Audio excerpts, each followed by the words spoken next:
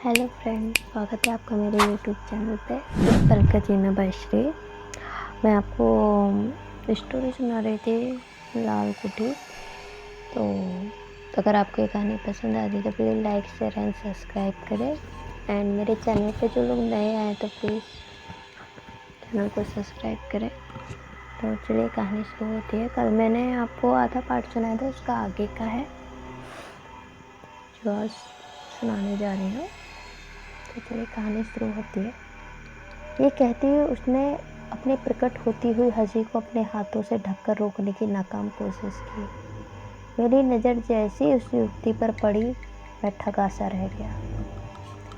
मैंने अपने जीवन में इतनी खूबसूरत लड़की नहीं देखी थी। मक्खन मलाई सी रंगत, फूलों से मासूमियत और कजरारी आंखें और गुलाबी होंठ।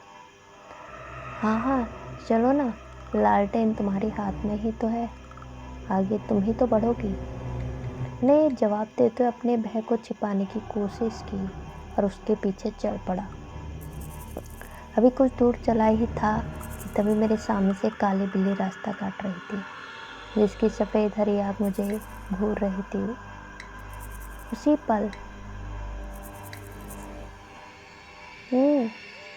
कहाँ से कुत्तों की बिल्ली की रोने की आवाज़ें फिजा में खुलने लगी। मेरे जिस्म में खौफ की ठंडी लहर दौड़ गई। मैं उससे आगे निकलने की होड़ में उसके बाजू से होता हुआ आगे जा पहुंचा। दरअसल मैं उस बिल्ली को पार करके उससे आगे निकल जाना चाहता था। तभी इस युवती ने टोक दिया, साहब, आगे बढ़ना सही नहीं होगा। क्यों? सुना है यदि बिल्ली रास्ता काट जाए तो यह अशुभ संकेत होता है। वैसे भी ये आवाज़ सुन रहे हो ना, कुत्ते बिल्लियों का रोना वैसे भी अशुभ माना जाता है। मैंने एक दकियानूसी बातों पर विश्वास नहीं करता, आओ आगे बढ़े।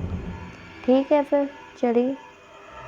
उसका ऐसा कहना था कि तभी वह बिल्ली उस रास्ते के ठीक बीचों बीच जाकर खड़ी हो गई। मेरी नज़रें उसकी सफ़ेद और हरे रंग की पुतलियों पर जा मिली। वह अब पलक मुझे निहारे जा रही थी, जैसे मैंने आगे निकलकर कोई गुस्ताखी कर दी हो। तभी अगले पल उस युवती ने लालटेन आगे करके उस बिल्ली को डराने की कोशिश की। वह बिल्ली बिजली के झटके के साथ झाड़ियों की तरफ उछलती हुई अंधेरे में कहीं गुम हो गई। साहब आगे बढ़ो, अब वह नहीं आएगी।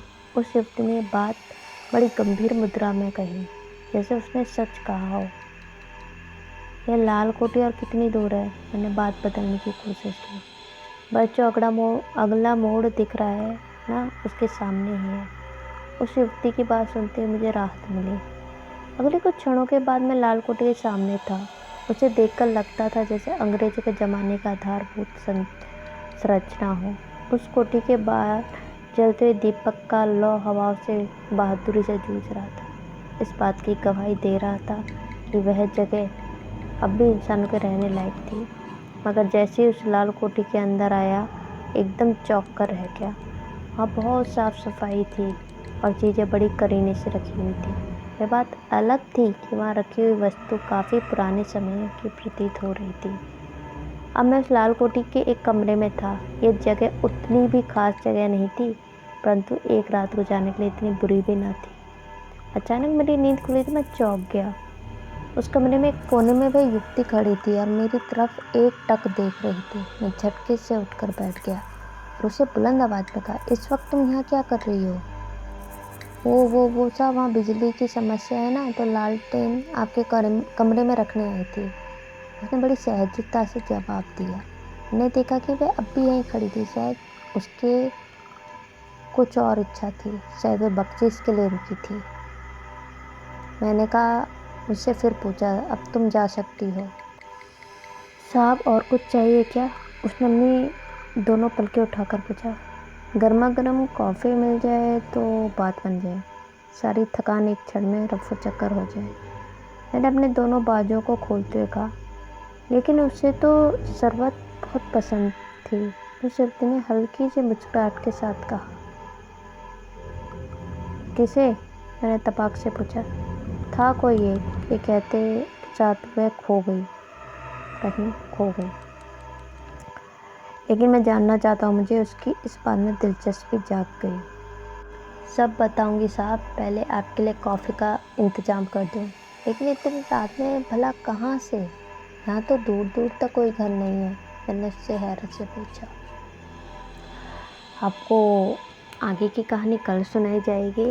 एंड आपको ये कहानी अगर पसंद आती है तो please like share and subscribe करें। And thank you so much. शुभ रात्रि। हरे कृष्णा।